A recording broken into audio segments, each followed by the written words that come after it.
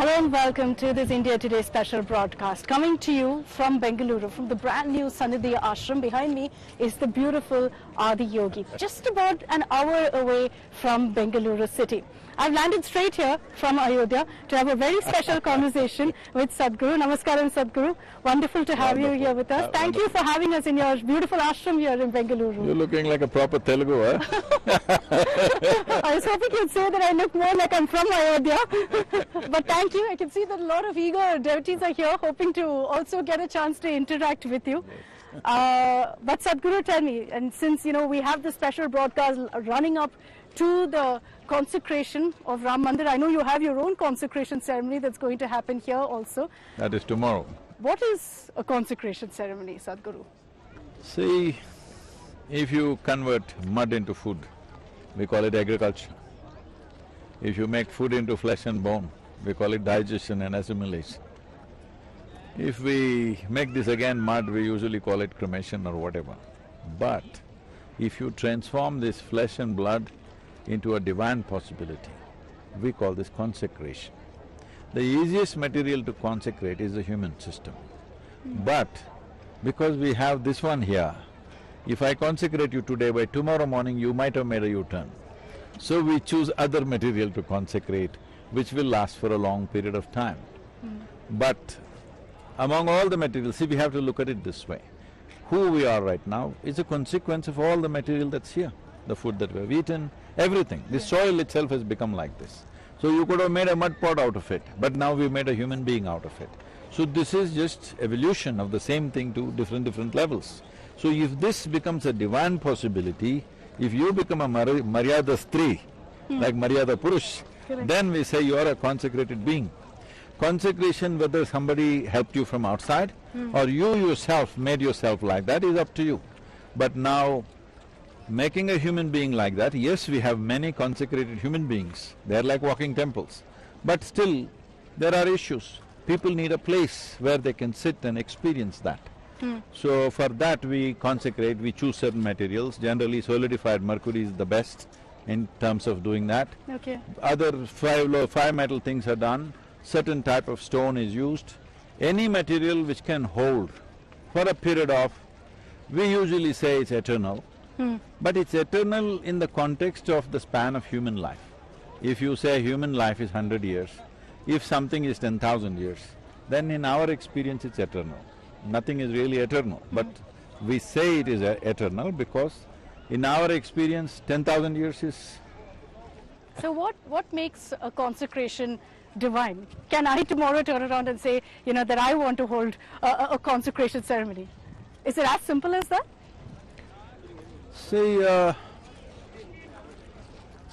it is not…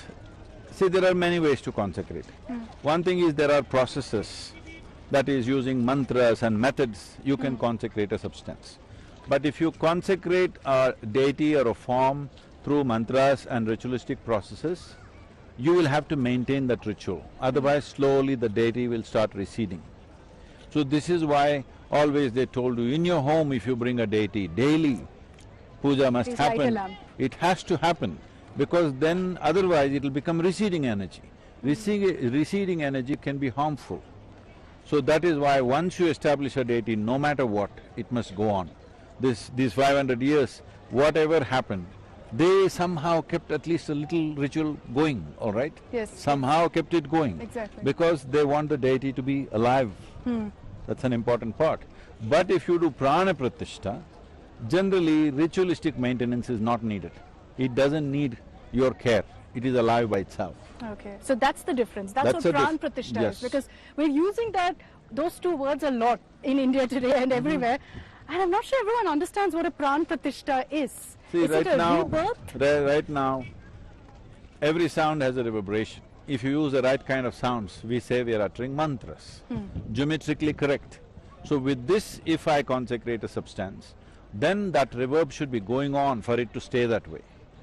But prana pratishtha means our own life energies we are using, or we are also using other kind of processes to put that energy into a form. So once that happens, its maintenance is very minimal, almost nothing. For example, the Dhyana Linga, you've been there, Yes. It needs no maintenance, it's simply there. Okay. It does not need any maintenance. But that is hard. That's hard on our lives. So why do you think they've chosen a Pran Pratishta for the Ram Mandir? Because the idea is it should last forever. And when you look at the structure, the architecture of the Ram Mandir, there's a lot of talk about there being a lot of science behind the building, about a lot of thought into how the construction has happened. What do you think about it, Sadhguru? See, when we say science, if you think architecture is a certain kind of science, because the forms and the shapes around… that is around us has an impact on who we are, how we are. Sure. So creating those forms in such a way, it creates the right kind of energy. And if you create an energetic space, especially if you're doing pratishtha, what kind of substance is around that? Let us say we do pratishtha and create a plastic temple. It won't have the same thing. That is why we use solid blocks. See, you see, all these foundations are… these rocks are minimum 25 to 40 tons, each one of them. So because it is not standing there because of mortar and binding, it is standing there on self-weight. So our thing is, when I build anything considering considered a temple, I'm looking at how it will last a minimum of 5,000 years. So the foundation is all sand bed. Okay. Because it's seismologically sensitive areas, we put sand bed and these solid stones. This won't shake no matter what happens. Whatever happens, that will be intact. It's all right if a house falls down, we don't care. But we want the temple to stand. This is our way of living. There's a lot of talk about the mandir and questioning, does it have to be so grand? Can't it be a simple structure that everyone comes and worships? What do you have to say about that? Do you think that, you know, when you have this kind of a grand structure, that adds to the value of the mandir? See, it's people's love. When you love something, you naturally do everything possible, all right? So that's all. So people who have no love in their heart, they will think, why are you doing so much? Once you have love in your heart for something or somebody, you can never do enough. How much ever you do, you feel it's not enough. This is the way of a lover. If you have love in your heart, you can never feel I've done enough. You cannot do enough in this life. But if you have no love in your heart, you always think you've done too much. Unfortunate way to live. You know, I can't have enough of your ashram. You've got a beautiful Naga shrine. Sadhguru, with the beautiful Adi Yogi behind us, we're heading towards the Naga shrine. I'm sure it's absolutely beautiful. The backdrop is just amazing to see. And the love, of course, for you, we can see it here as well. Sadhguru, tell me, when we talk about the Ram Mandir, I know you put out a post also, which led to a lot of questions, saying, is the Ram Mandir really for every religion? Or is it for Hindus? See, we must understand this. When Rama was there, when during his time, there was no Hindu and others.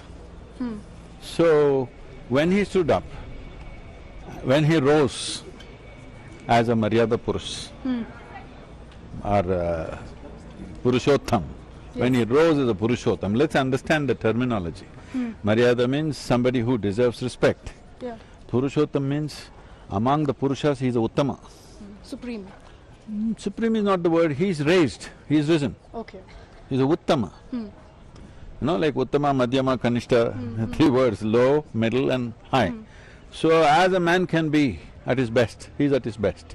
Maryada Purushottam. So this is the fundamental significance of this civilization, that here people don't descend from somewhere. Here human beings rise.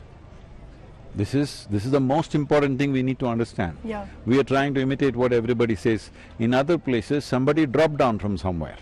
Here, now people who had normal birth, normal human being with all the issues and problems of life, they rose. They rose in such a way that people could almost not recognize them as human. So, the idea is, it's an inspiration for everybody to rise. Every human being should rise, it doesn't matter what they're identified with. Okay. But is the temple a Hindu temple? That's the question, because Hindus are saying that this is our temple, yes, everyone's welcome, yes, everyone can come and worship. No question. I'm not questioning whether it's Hindu or not. But as I've repeatedly been saying, we call ourselves Sanatana Dharma. Sanatana Dharma means eternal. Can something be eternal without being all-inclusive? How can something be eternal if it's not all-inclusive? It's simply out of question. Yeah. So when we say Sanatan, we are also saying, people these days are repeating this Vasudevaka Kutumbakam, what it means is, it's naturally all-inclusive. Because in this culture, in the Hindu way of life, what you call as Hindu, there are people who will do daily idol worship. There are people who will do mantras and pujas. There are people who don't know any of those things, they'll just… tears will come to them. There are people who close their eyes and meditate. There are people who say, Swarupa, without Rupa, all these things. And there are people who don't believe anything. Agnostic is also a Hindu. So we must understand, this is a beautiful way to exist, that nothing is hard and fast. It is not absolutism. Okay. It is an evolutionary process. Today you may be one way. As your life experiences changes, in another 5 years you may be something totally different. You evolve. Yes. Yeah. Depends how profound your experience of life is. Accordingly, every human being evolves. So this is a method, a process and a pathway for everybody to evolve.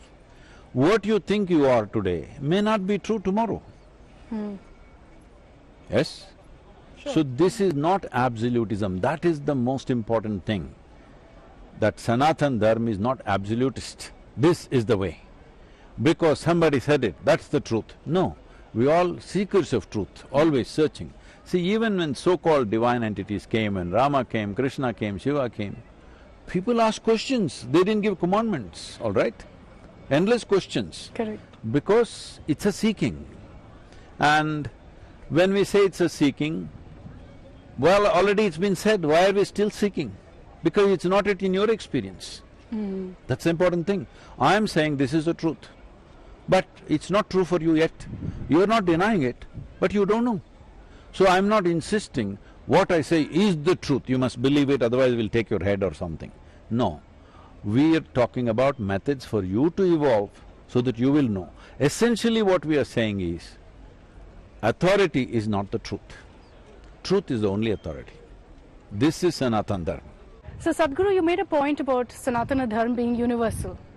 There's always a lot of talk, and I'm not going to get into the controversy of it, but there's a lot of talk that Sanatana Dharma is a North Indian concept, not a South Indian concept. That nobody here, for example, in Bengaluru knows what Sanatana Dharma is. That's not true. Terminologies may be slightly different, but it's always there. Maybe in North, because of the language that they speak, they're using those words more often. But it is very much everywhere. Doesn't matter, even those who have converted to various religions, if you go to their homes, they're following many things which are part of this… It has become a culture. Culturally, Sanatana Dharma has entered everybody's life. How you sit, how you stand, how you hold your hands, everything. So, this is a method. When we say a religion, the English word religion largely comes from the Abrahamic stuff. So when they say a religion, they're talking about a particular kind of belief system. If you don't believe that, you can't be that. When we say dharma, we must understand the word dharma means law. So there is political dharma, Raja dharma, Grihastha dharma, this dharma, that dharma. For different aspects of life, there are certain laws. Laws not in terms of somebody passed a law. Law in terms of, see, we're talking about Newton's law of motion, whatever. These are the laws which govern certain activities. Only if you understand and imbibe that, you can do that activity perfectly well. So there is a dharma for war, there is a dharma for administration, there is a dharma for people living together as a family. For everything there is a dharma. Husband has a dharma, wife's dharma is there, children's dharma is there. Because if you understand what are the laws which govern, what are the forces which govern these relationships and these activities, we will do it in the best possible way. So in that context, there is a Swadharma, which is the spiritual aspect of it, which we call as Sanatan. Other things can change from generation to generation, but there are some things which will not change. That we said unchanging aspect of the dharma is Sanatana Dharma. So, And this may be a terminology, as you said, that keeps changing. But another thing I noticed, which a lot of people talk about, is that religion is perceived very differently in the north and south. When I was in Ayodhya, I saw a lot of South Indians there in Ayodhya, more than I expected. A lot of people from Andhra, Telangana, from Karnataka who were there as well. And that made me realize that perhaps Lord Ram is universal. See, the South Indian, North Indian thing is a political narrative that some people are trying to build for their own advantages. That is not there in people's hearts and minds. That's not there. Because every year, these days it might have come down a little bit, but it's increasing once again. Every year, all the yogis who live in the Himalayan region, they walk 3,200 to 3,300 kilometers all the way carrying Gangajal from Bhagirathi river and they'll come to Rameshwaram because they have to offer it to Rameshwaram Lingam. This is the winter time they choose when it's very cold there, they'll walk down all the way, offer this just one kamandalam of water to the linga and again walk back all the way. By then, it's again summer. So where is north-south in the spiritual culture of this nation? There is no such thing. Half the sadhus that you see in the north, you talk to them and see, they are Telugu, Kannada, Tamil, Malayali, all I have to agree, I saw that in Ayodhya and I was very surprised. Just because they're sitting in the northern part of the country, people think they're North Indian or South Indian. This is a misnomer, you should not use those terms. You can say, you know, somebody from Uttar Pradesh, Uttarakhand, Bihar, Tamil Nadu, Andhra Pradesh, like this you can talk. North Indian, South Indian, there's no such thing. There is a huge difference in the way people are. From Tamil Nadu to Andhra Pradesh to Telangana, Karnataka to Kerala, there's a massive difference. So this division of north-south is a recent political narrative that somebody is trying to move.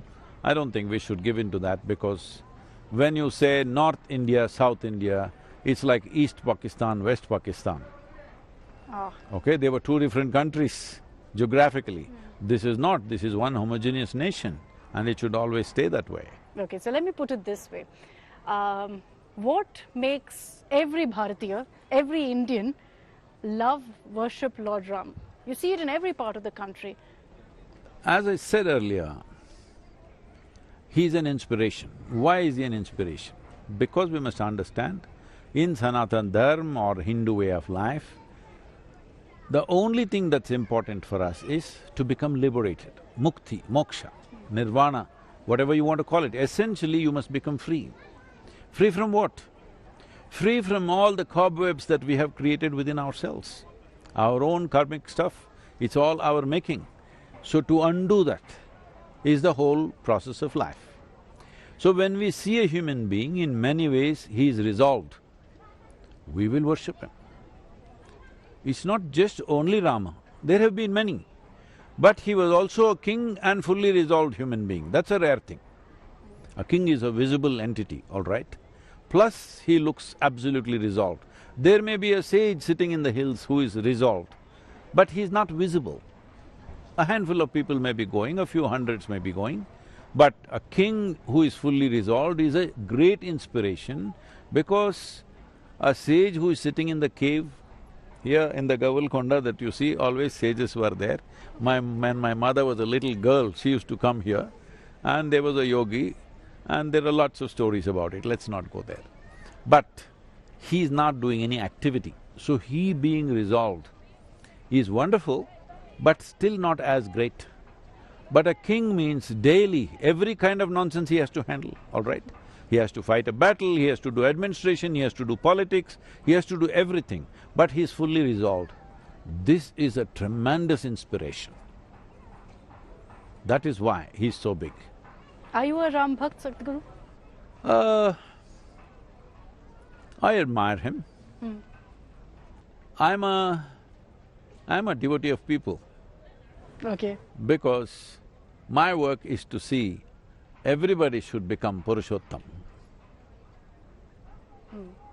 So My tools… but then that makes you a devotee because… In a way, Lord yes. Ram was Maryada See, Purushottam. See, people ask this, Sadhguru, we love you, do you love me? Do you love us? See, I'm definitely in love, With whom, I don't know. But I'm always in love. So some journalist was asking me, a woman, Sadhguru, who is the most important person in your life? I said, right now it's you. I said, what? I said, yes, this is how I live. Whoever is with me right now, whatever I'm doing, that is the most important thing right now. I don't sit here and think of what else is most important for me. So, in that sense, I'm a devotee anyway. Of whom? Anything that's worthwhile. Will I exclude Ram? Definitely not. Okay. So you are a Ram Bhakt, but you're also a Bhakt of the people. Everything. Of everything. I am devoted to the rocks, to the mountains, to the trees, to even the ant that walks upon the floor. I live like this. Wow. Coming back to the Ram Mandir, there are a lot of questions, Sadhguru, on whether a ceremony like what we're going to see on 22nd January can happen in a temple that's not complete. Does it matter? See, the temple is of 3 floors. They've completed 1 floor and they're doing the Ram Lala consecration. And it's already a consecrated deity, they're further enhancing that. And 550 years of time, if it's not enough weight, somebody wants to wait another 2 years. For what? For their own reasons, leave that. I think it's a wonderful thing. As I said, if you love something, you're never going to do something that says, okay, this is enough. So temple will be continuously going on enhancing itself. See, it's already 27 years since I think almost that much since we did Dhyanalinga. Is it over? We're still going on adding something, will it ever be over? It'll never be over. I think the same is true with the Ram temple, it'll never be over. It'll go on. If we do stone, then somebody will say, let's, cover it with gold. Somebody will say, let's put diamonds in it. Because when you love something, you can never do enough. So temple will always be evolving. Unfortunately, we've had a historical situation where temples were pulled down, destroyed, desecrated. So now we're putting back. Of course there is a rush. 550 years is not a small amount of time to wait. Of course. And look at the resilience of the people. Because this has been coming last 8 years, I've been kind of acquainting myself with the history of these things. Because what we read in the school books was so… not history at all. Very basic. Not even basic, all false in many ways. False? Yes. Very one-sided.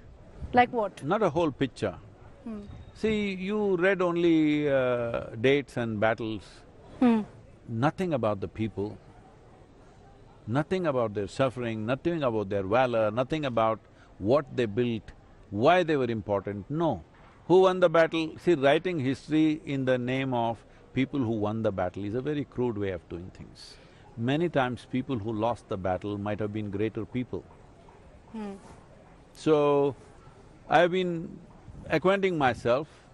What I see about this Ram Mandir is, these 550 years, even during the British era, many cases fought, 11 or 12 cases were fought, every one of them they won. But all these cases were fought and launched by ordinary people, not some great leaders or very rich people or kings or something, ordinary people. 550 years, look at the resilience. How much love should be there in your heart to do that? Generation after generation. So if you don't admire that, forget about Ram, if you don't admire these people who carried this on, and now when they want to open, you say, why don't you wait for 2 more years? I think it's ugly, even uttering such things. It's quite obscene for me that somebody is going on trying to find fault. Really, let them do it the way they want it. You wish to be there, be there. If you don't wish to be there, don't be there. It's simple. The other aspect is that a lot of people say that, look, yes, there's been a lot of fight over this. We've seen people giving up so much for this temple. Well, why not build a school? Why not build a hospital that'll benefit the people of Ayodhya? Why don't you build wherever you want? Why are you telling somebody else to build a hospital and a school? Why don't you build it? Interesting. So you're saying not on that land? Because they're saying the amount of investment you're putting on the temple, why don't you put it in a hospital or a school and end the dispute as is? Where is the dispute? Was a dispute. Was a dispute, the dispute has been repeatedly settled, all right? During the British era, you must look at the judgments. They made a much stronger judgments in favor of the Ram temple than our Supreme Court has done, much stronger, clearly. You must read those judgments, it's amazing. Because they were professional archaeologists who came and examined the British archaeologists. They didn't care what your religion was, they just wrote what they found. And they said this 100% is built on a temple, no question. So that we debated for so long, for 70 years now, which is ridiculous. With the Ram Mandir coming up, Sadhguru, I'm sure you're also going to be visiting the Mandir sometime soon. Yes, I should. Unfortunately, on 22nd, I'm not in the country. It's a commitment I had made early. So, I will definitely visit. So, Sadhguru, besides, of course, what Ram Mandir means for devotees, for Ram Bhakts, there's also a lot of talk about what it means for India, about this being a civilizational moment for us, of recognizing our civilization. See, probably this is the… not probably, it is. It is the greatest historic moment post-Somnath temple. For the first time in nearly 65 or 70 years' time, that a civilizational structure which is of great importance to people, people have carried the temple in their hearts, now they're just putting it in stone out there, you must understand that. So it is a tremendous moment for the country. People talking about why not a school, why not a hospital, why did they wait so long? They should have built it. The population was already there and there's no dispute they could have built it wherever they wanted. Now why are they talking? This is very rudimentary way of thinking. If you do anything, see, this is a whole thing. If you build something beautiful in the country, they say you could have fed so many people with this. This is human beings don't just live on bread alone. Bread is very important, food is very important. But you can't thrive on food alone. Just look at the enthusiasm. Yes, you've been asked this question very often, so I'm sure you feel it personally. And daily 30 to 40,000 people are here. And it's still a construction site in many ways, not everything is done. Just Adiyogi and Naga, this many people. Why? Because it matters. Because, see, this happened, if I can tell a small story. Of course. Ashtavakra, you heard of him. Ashtavakra, showed exemplary sense of knowing when he was still in his mother's womb. When his father was talking about Vedas and Upanishads to his wife, a 8-month pregnant woman, within the womb he spoke and he said, this is all rubbish. There is no truth in words. Words are made up by human beings. If truth can fall out of a book, everybody would have gotten it. If you don't turn inward, you will know nothing. Something like that he said, I'm paraphrasing. The father got so mad and he cursed him that you must have 8 types of deformities. The child was born with 8 types of deformities, hardly a human form, and his skin was full of rashes. When he became a 12-year-old boy, and his father in Janaka's, it's connected to Sita, Janaka's court, he's a scholar there. Another scholar from another country came and they had a big debate. This is in ancient times, this was a thing, they would always have debates about what is the truth, what is the truth, this is the debate. So Janaka is a great seeker and he's always setting up these debates. His father is about to lose. Ashtavakra realized, and he's only 12-year-old boy, totally deformed and skin full of rashes. In this condition, he walked into the court. All the men, well-dressed, well-formed men who were sitting there, they looked at this, you can't even call him human, he's in that kind of form.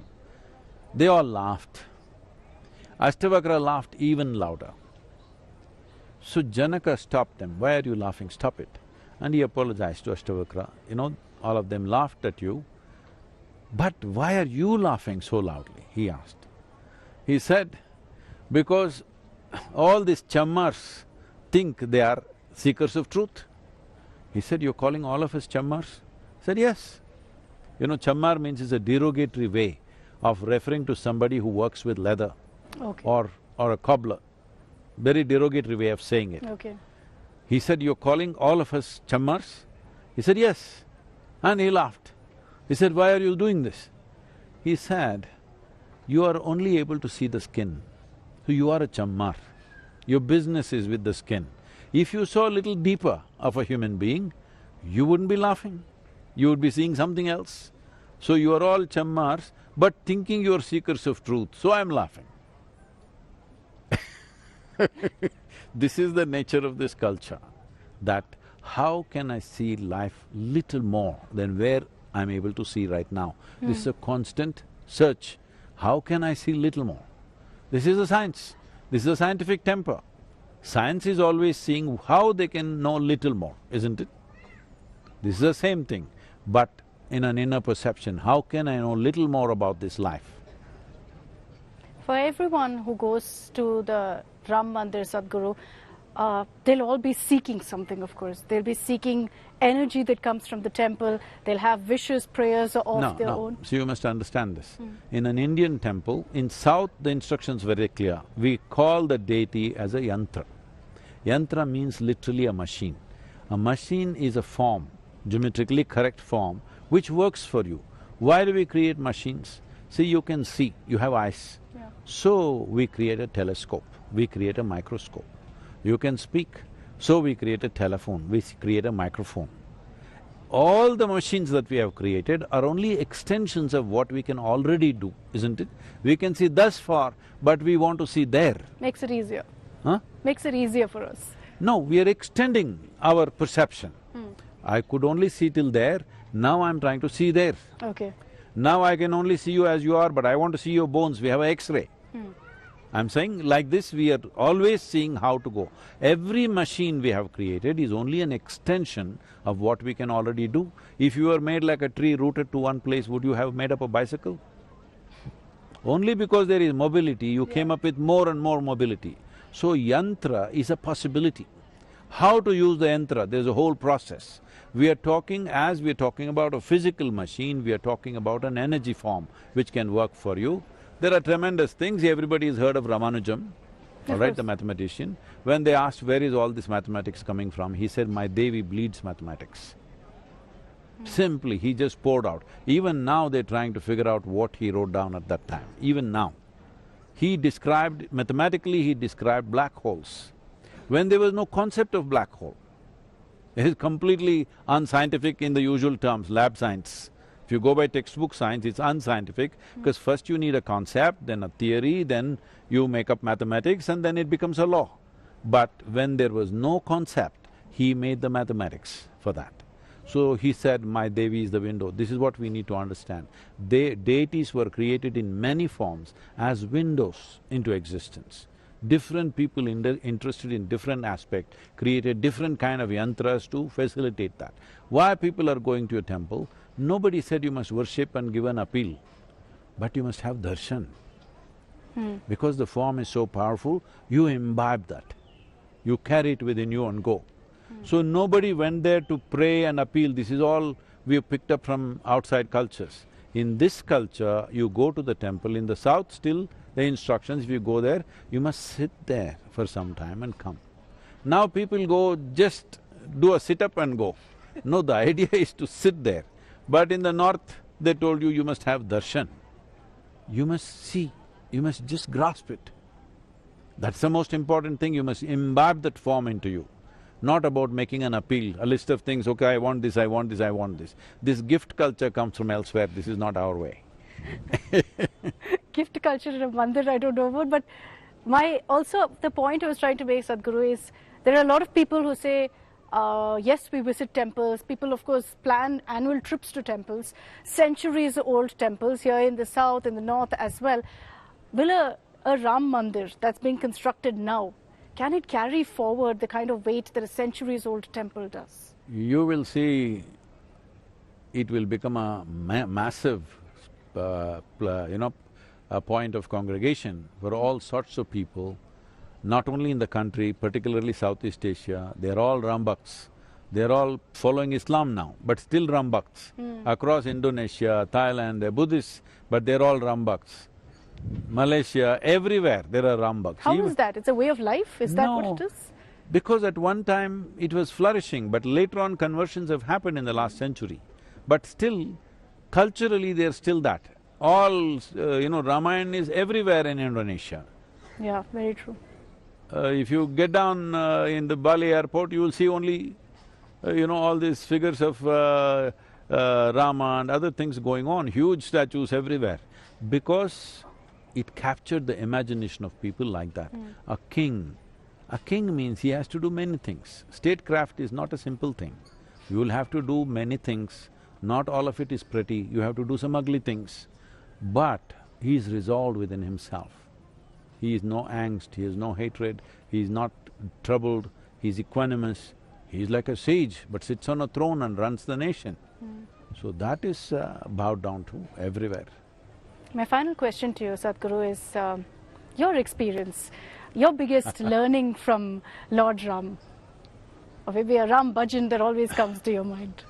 Oh, I've sung something which is from Ramdas in the Telugu composer. Okay. But I'm not that kind of a singing and puja doing devotee.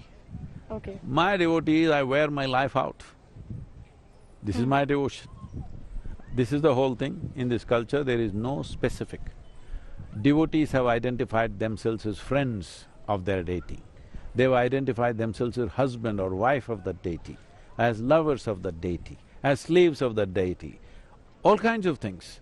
And they treat the deity as a child, right now Ram Lala. Yes. And we'll take care of him like a parent, all right? So, there is no prescription. Whichever way you can relate, you can do it that way. That's the most beautiful thing, that we are not going by somebody's prescription. Somehow, yogaratova, bogaratova, whichever way, find your way. This way or that way, either through discipline or through abandon. Somehow find your way. That's all. The most important thing is you become free from the very process of life and death when you're alive here. This is Rama. Beautifully put. Thank you very much, Sadhguru, for taking the time out and joining us here on India Today.